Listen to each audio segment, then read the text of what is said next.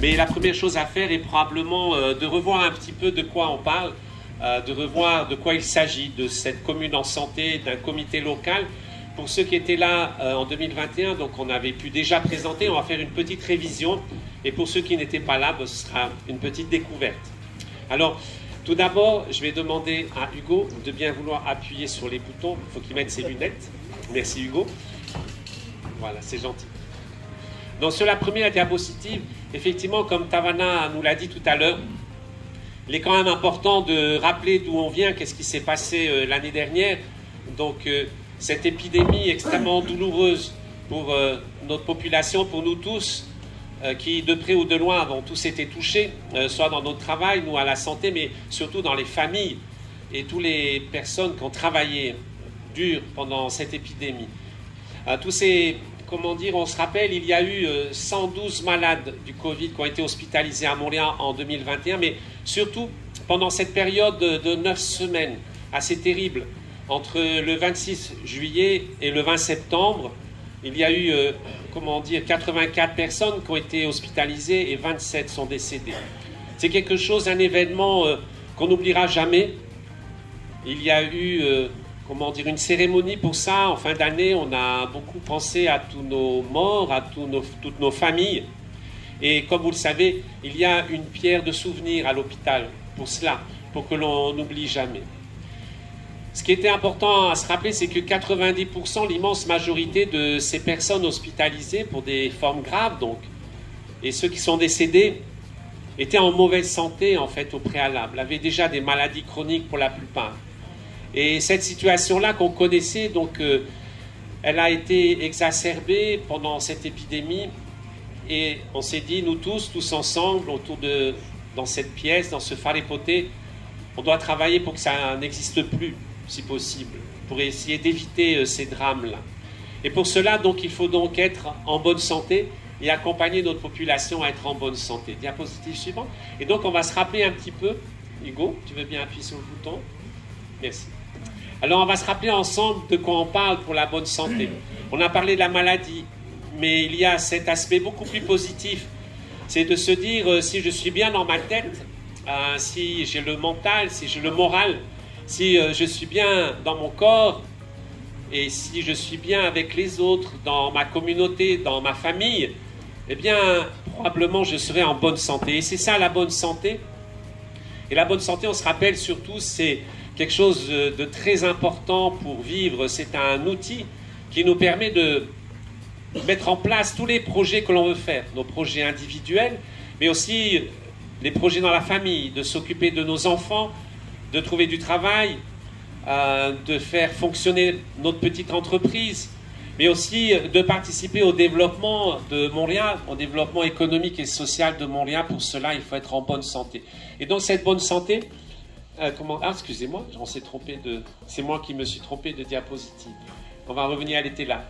Excusez-moi, c'était celle-ci. Hein, voilà. Et cette bonne santé, donc comme elle est écrite ici, n'est-ce pas, c'est vraiment un outil extrêmement important et c'est quelque chose de positif.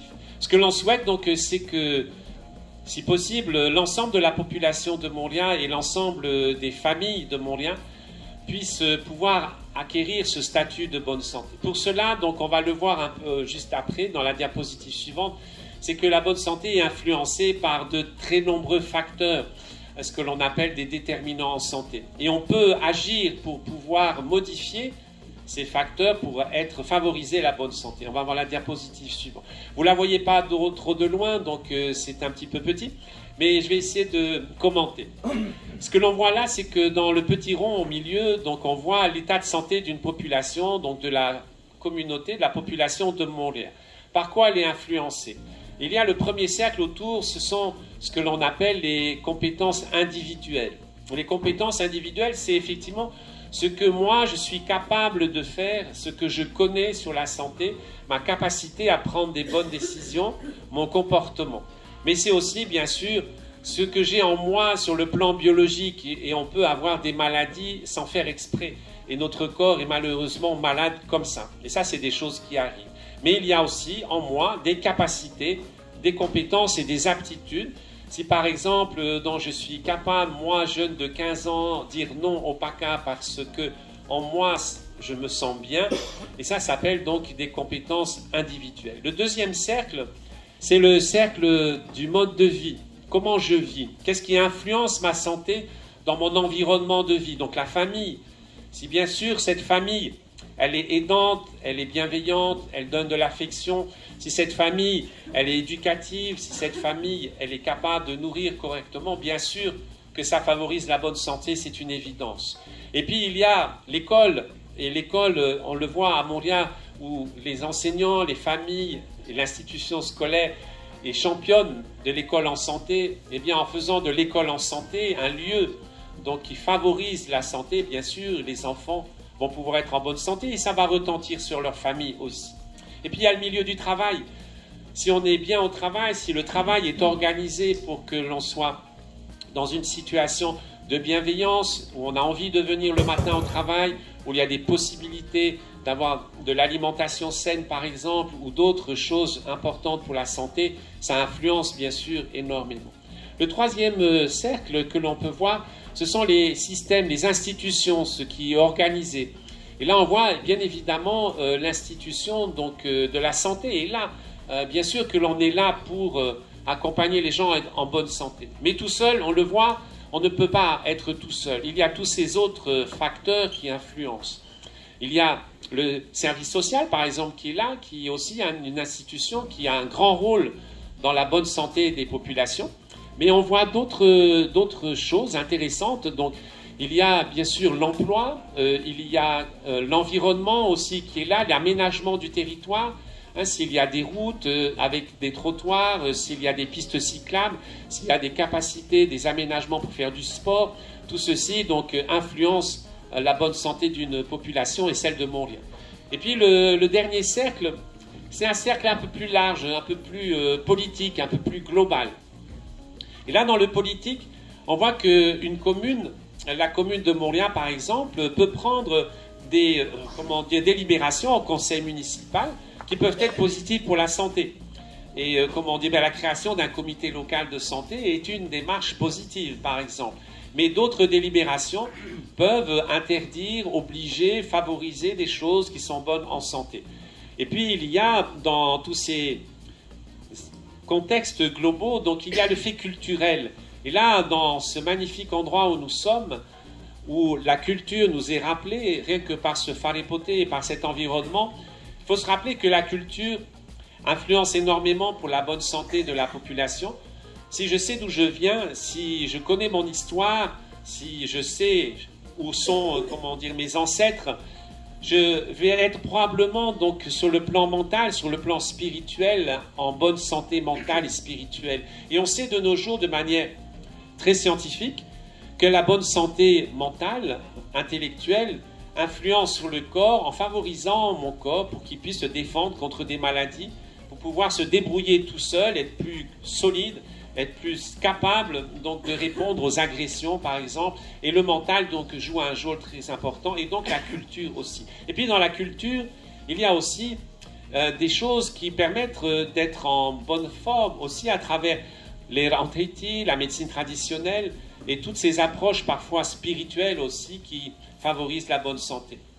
Et dans ce grand cercle aussi également, il y a l'environnement, l'environnement dans le sens des écosystèmes, de tout ce qui est vivant, qui est autour de nous et qui est indissociable de notre bonne santé. Et là aussi, ce lieu est tout à fait particulier, puisque l'association qui nous accueille travaille énormément sur la préservation de l'environnement à Montréal. Je ne rappellerai pas que si on travaille sur la préservation du milieu marin, du lagon chez nous, eh bien les familles pourront continuer à se nourrir avec les produits du lagon et de la mer, qui sont des produits extrêmement bons, extraordinaires pour la bonne santé. Mais tout un d'autres choses, hein, si nous ramassons nos déchets, si nous trions, si nous empêchons donc ces déchets de contaminer le sol et de contaminer les aliments que nous mangeons en nous donnant peut-être des cancers derrière, et donc ces choses sont fondamentales sur la santé.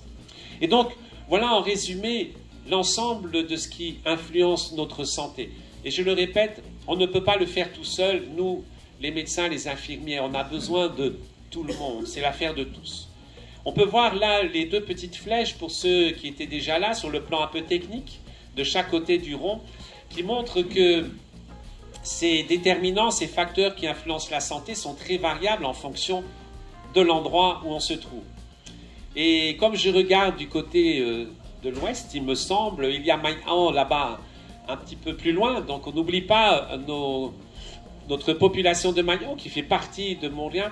Eh bien, les déterminants en santé de Maïan ne sont pas du tout les mêmes que ceux de Montréal ici. Ils sont un peu similaires, mais il y a quand même de grosses différences. Les choses sont différentes et vont influencer la santé des habitants de Maïan différemment. Mais bien sûr, ces déterminants sont différents de ceux de Fa'a ou de Paris ou de Auckland. Et donc, il est important de regarder chez nous qu'est-ce que l'on peut faire avec vous sur la santé des gens de Montréal parce que c'est spécifique. Et puis, ces déterminants vont beaucoup changer avec le temps. Quand nous, pour les plus anciens, donc nous avons commencé à travailler sur la santé il y a 30-35 ans, les choses étaient très différentes. Ce qui faisait que les gens étaient en bonne santé était très différent de maintenant. Et puis, dans 3-4 ans, ça aura déjà changé. Ça va très très vite. Et il faut être capable de s'adapter en permanence et d'être créatif. Diapositive suivante. Et merci Hugo. Et donc, on a inventé, pour essayer d'améliorer la santé des populations, cette chose qui s'appelle la promotion de santé. Et de quoi s'agit-il? Bien, c'est très simple. Il s'agit de donner envie aux gens d'être en bonne santé. Déjà, c'est le premier point. Et donc, donner envie, ben, c'est être comme vous l'êtes aussi aujourd'hui. C'est de se dire, si je suis en bonne santé, eh bien, ça va être intéressant pour moi. C'est pas juste du fun, c'est pas juste du simple bien-être. C'est que si je suis en bonne santé, comme on vient de le dire, eh bien, je peux faire plein de choses. Et les Matayapo, quand ils nous disent moi, je suis en bonne santé parce que je peux faire mon travail, d'accord? Et ils savent le dire tout seuls, d'accord? Et donner envie donc aux jeunes, donner envie aux familles, donner envie aux agriculteurs, donner envie aux petites entreprises de Montréal d'être en bonne santé, c'est juste pour leur dire, eh bien, si vous êtes en bonne santé, vous pouvez faire plein de choses dont vous avez envie et vous êtes, comment dire, très performant pour cela. La deuxième chose, la promotion de santé, qui est simple, elle dit, ben, il faut, en plus de donner envie, il faut faciliter les comportements pour que les gens qui ont envie puissent vraiment réaliser leur bonne santé. Et là, donc, il s'agit d'agir sur les déterminants, tout ce que l'on vient de voir, hein, tous ces facteurs qui influencent la santé, pour pouvoir les modifier, pour les rendre plus favorables à la santé. Et donc, c'est le travail que nous allons faire aujourd'hui dans les groupes de travail, c'est d'identifier ces déterminants, ces actions que l'on peut mettre pour agir dessus, pour que les gens de Montréal aient envie, facilitent leur bonne santé à travers leur vie de tous les jours, leur travail, leurs loisirs et l'ensemble de ce que l'on peut proposer. C'est ça la promotion de santé. Et la promotion de santé, donc, je le redis, elle ne dépend pas que de la personne, elle-même toute seule, elle ne peut pas faire les choses. Elle ne dépend pas des médecins, elle dépend de tout le monde et c'est vraiment l'affaire de tout le monde. Et c'est pour ça que nous sommes tous là aujourd'hui. Diapositive suivante, un petit mot très simple, mais on pourra en parler dans les groupes de travail tout à l'heure puisqu'on aura des personnes qui vont nous assister sur le plan technique, de faire la différence rapidement entre la prévention et la promotion de santé, parfois un petit peu compliqué. Donc la promotion de santé, on vient de le voir, hein, il s'agit d'être en bonne santé et de favoriser cette bonne santé pour pouvoir être actif. La prévention, c'est de regarder les maladies. On va regarder les maladies, on va dire, on ne veut pas que cette maladie apparaisse. Alors, ça se rejoint à la fin, bien évidemment, bien, puisque quand on est en bonne santé, on est en général pas malade. Mais ce n'est pas tout à fait pareil. Pourquoi? Parce que la maladie, ça fait peur. La maladie, on n'a pas envie d'en parler. La maladie, ça ne mobilise pas vraiment. Et puis, en fait, la maladie, quand on commence à s'apercevoir qu'on est malade, souvent c'est déjà trop tard, même au début, puisque c'est ça la prévention. Et la promotion de santé, ça intéresse beaucoup plus les gens, c'est beaucoup plus positif. Et c'est pour ça qu'il vaut mieux travailler sur ce versant que sur la prévention. Néanmoins, ces deux choses sont complémentaires et il ne faut pas abandonner ces deux techniques. Suivant. Alors, la commune en santé et le comité local de santé, de quoi s'agit-il? Il s'agit donc de restaurer la santé, notamment donc après cette épidémie de Covid, et à l'échelon communal, donc dans une commune, pour pouvoir donc restaurer la bonne santé des personnes et des habitants, donc en utilisant la promotion de santé. Et c'est donc, comme on vient de le dire, d'agir sur tous ces déterminants pour améliorer les conditions de vie et les environnements. Diapositive suivante. Donc, voilà. Et pourquoi on s'intéresse aux communes? Eh bien, le pays et donc le ministère de la Santé, la direction de la Santé, ont souhaité proposer aux communes de s'associer à cet effort de bonne santé avec tous les partenaires. Alors, pour quelle raison? Parce que, déjà, pour une évidence, c'est que les communes et leurs partenaires, eh bien, ce sont eux qui connaissent réellement le milieu. C'est les meilleurs,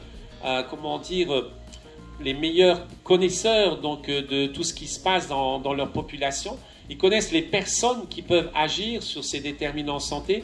Ils connaissent les actions que nous pouvons mettre en place et surtout, de par les attributions donc, des communes, donc les communes, dans leurs attributions propres, agissent déjà sur la santé sans le savoir. D'accord? Quand la commune, par exemple, donc, travaille à la gestion des déchets communaux, ben, elle agit sur la bonne santé, bien sûr.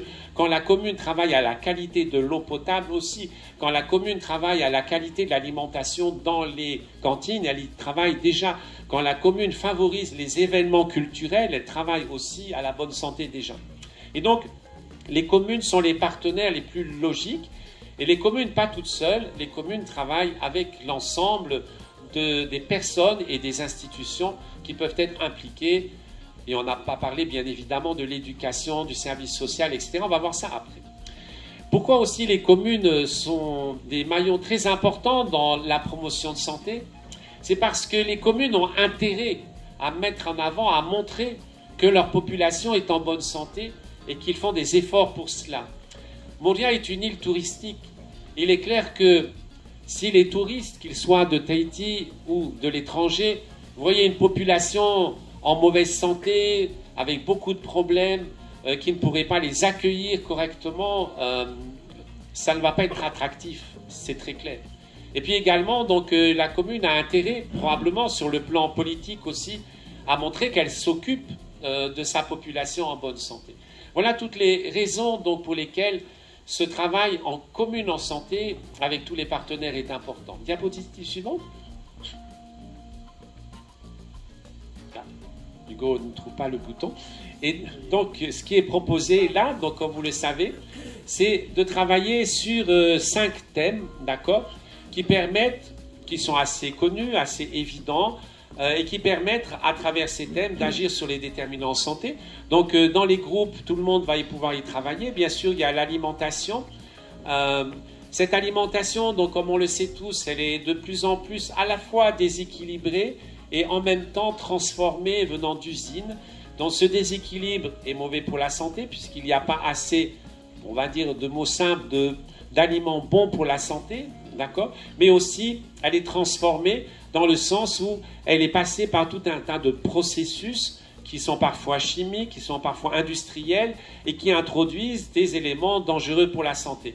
Toutes ces choses-là donc, doivent être modifiées pour que la population de Montréal puisse avoir une alimentation beaucoup plus positive pour leur santé. L'activité physique, eh bien, je n'y reviendrai pas, elle est assez évidente, sauf que on s'aperçoit que nos familles de Montréal, pour beaucoup d'entre elles, eh bien, même si elles ont envie, parce qu'elles commencent à avoir envie de faire de l'activité physique, mais elles ne savent pas où le faire et comment le faire.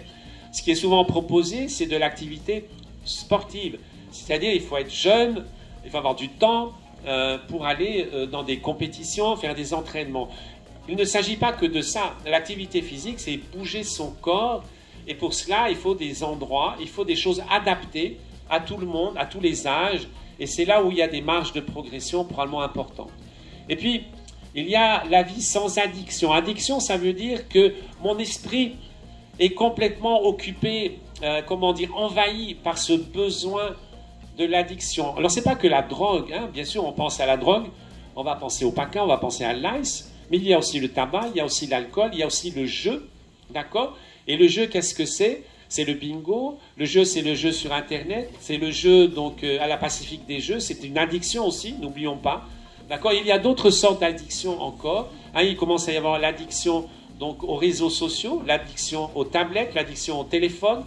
Toutes ces choses qui font que mon mental est complètement obturé, envahi par ce besoin qui m'empêche de faire ce que j'ai envie et donc qui altère ma santé mentale et ma santé spirituelle et indirectement ma santé globale. D'accord? Le bien-être et la santé mentale, on vient d'en parler là, donc j'y reviendrai pas, mais elle est aussi, comment dire, influencée, bien sûr, par notre environnement familial, notre manque de spiritualité, souvent aussi également, par beaucoup de choses sur lesquelles on peut probablement agir, notamment aussi pendant le travail. Et la santé de l'environnement, eh bien, on en a parlé aussi. Et voilà, donc la commune, avec le comité local de santé, doit pouvoir travailler sur ces 5 thèmes et proposer des actions pour cela. Diapositive suivante, Hugo. Merci. Et donc, pour cela, donc, il est proposé de créer une entité comme un comité, ce qui a été fait. La commune de Montléal, et on la félicite, a créé l'année dernière, donc, par une délibération au conseil municipal. Donc il est important de rappeler que la commune toute seule, c'est-à-dire les élus et les agents communaux, les employés, les responsables communaux, ça ne suffit pas. Ça ne suffit pas, pourquoi? Parce que si on n'y intègre pas donc les autres forces vives de la commune, de la population de Montléal, eh bien on ne va pas pouvoir aborder l'ensemble de ces déterminants dont on a parlé tout à l'heure, et la commune sera beaucoup moins efficace. Donc c'est vraiment l'affaire de tous une fois de plus. Diapositive suivante. Donc cet engagement de la commune est validé par une convention qu'il sera proposé de signer entre le pays et les communes partenaires. Et cette convention, diapositive suivante, Hugo, ce sera, voilà, elle permet de faire quoi? Elle permet de pouvoir, à gauche, bénéficier de l'assistance technique de la direction de la santé. Alors l'assistance technique, c'est quoi? Ce sont ici à Montléal, eh bien, la cellule de promotion de santé avec Pouya et Larina qui sont là, mais c'est aussi de pouvoir bénéficier de l'accompagnement technique, de, comment dire, des personnes de la direction de la santé même qui travaillent dessus. Donc on a ici Mildred et, comment dire, sa collègue qui travaille donc sur la partie communication, mais nous avons aussi des chargés de programme qui peuvent aider la commune et le comité local de santé à réfléchir sur ces actions. Est-ce qu'elles fonctionnent, ces actions? Est-ce qu'elles vont être efficaces ou pas? Comment elles marchent et comment on peut les mettre en œuvre derrière. Donc ce n'est pas à la direction de la santé, ce n'est pas à nous, à la santé, de décider quelles actions il faut mettre en place. C'est le comité. Mais nous sommes là pour donner des conseils techniques pour que ça soit efficace. Et puis, la commune, dans sa signature à la convention, s'engage simplement, donc au-delà de créer un comité, à rendre un rapport chaque année pour que l'on puisse lister réellement les actions en santé qui existent, qui sont mises en place, pour pouvoir donc les communiquer, mais aussi pour pouvoir échanger avec les autres communes, puisque ça peut être donc des idées extrêmement intéressantes ou novatrices qui peuvent être, comment dire, reprises éventuellement par d'autres communes si nécessaire. Et voilà, je crois que c'est à peu près tout de ma petite présentation. Comment dire, on va passer à la diapositive suivante. Voilà, ce point est important aussi pour pouvoir, comment dire, mettre réellement en œuvre ces actions sur le terrain. Il est clair qu'il faut du monde, il faut des gens. Alors bien sûr, la commune offre son temps de travail, soit avec des élus, mais aussi surtout avec des gens comme Hugo, comme toute son équipe qui est là aujourd'hui pour travailler. Les associations, les partenaires institutionnels aussi vont donner du temps de travail. Mais il est clair que, comment dire, il faut en plus avoir des gens souvent sur le terrain. Et ces gens sur le terrain, eh bien, on a une équipe formidable qui est là ici, qui sont les guides sanitaires, et qu'on peut applaudir. Merci les guides sanitaires, parce que, encore une fois, l'année dernière, vous avez, et l'année d'avant, vous avez tellement participé à accompagner tout le monde pour ce Covid. La proposition, c'est que le maire de la commune, le Tamanaouire, demande au président du pays de pouvoir bénéficier de guides sanitaires de nouveau pour les années à venir, mais en les réorientant sur des activités de promotion de santé et de mise en œuvre des actions donc, du comité local de santé. Et ça, c'est un point très important. Et comme vous pouvez le voir, donc, on est en train de travailler sur un nouveau métier qui s'appellera technicien de promotion de santé, pour pouvoir faire en sorte que partout en Polynésie et à Montréal, il puisse y avoir plus de personnes, des gens qui ont une compétence, un vrai métier pour accompagner toutes ces actions. Diapositive suivante. Voilà. La direction de la santé aussi propose donc un soutien financier qui est un peu timide pour le moment, donc on espère qu'il sera plus important les années prochaines, sous la forme de subventions, donc pour les associations qui porteraient des actions du comité local de santé. Dans les groupes de travail que l'on va commencer, donc il y aura des associations. S'il y a des actions qui seront portées par ces associations, elles peuvent, si elles le souhaitent, donc faire une demande de subvention pour être soutenues là-dedans. Et la diapositive, tout terminé. C'était pour vous remercier. Merci encore. Voilà. J'espère pas avoir été trop long, puisque le but d'aujourd'hui, c'est surtout de travailler ensemble et pour pouvoir se retrouver tout à l'heure avec toute une série d'actions réellement possibles et réalistes. Je repasse la parole à Hugo. Merci.